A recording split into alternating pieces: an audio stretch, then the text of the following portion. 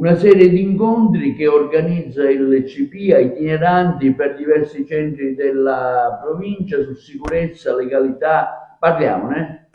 Quello che vogliamo proporre quest'anno è la prima edizione di un progetto itinerante nelle varie sedi del CPIA di Agrigento.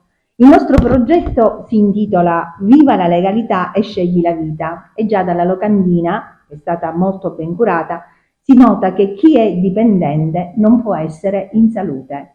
Sono le scelte a cui dobbiamo indirizzare i nostri ragazzi e il percorso è in verità un incontro interistituzionale organizzato, e ringrazio tantissimo le persone che ci hanno aiutato, con la Questura, i Carabinieri e l'ASP di Agrigento. In alcune sedi avremo anche la meravigliosa presenza dell'Associazione delle Vittime della Strada e l'ACI. Tutto questo a conclusione di un percorso annuale che i nostri ragazzi hanno cominciato a settembre e che vuole assolutamente il confronto con chi di queste cose fa ogni giorno il suo lavoro. Per questo avremo a Canicattì, oggi, domani a Villaseta, a seguire Siculiana, a Licata, a Cammarata, a Rappadari, a Sciacca e a Favara, questi incontri formativi e informativi in cui i nostri ragazzi si potranno paragonare direttamente e confrontare con chi fa questo mestiere. Noi vogliamo creare nei ragazzi vogliamo creare una maggiore sensibilità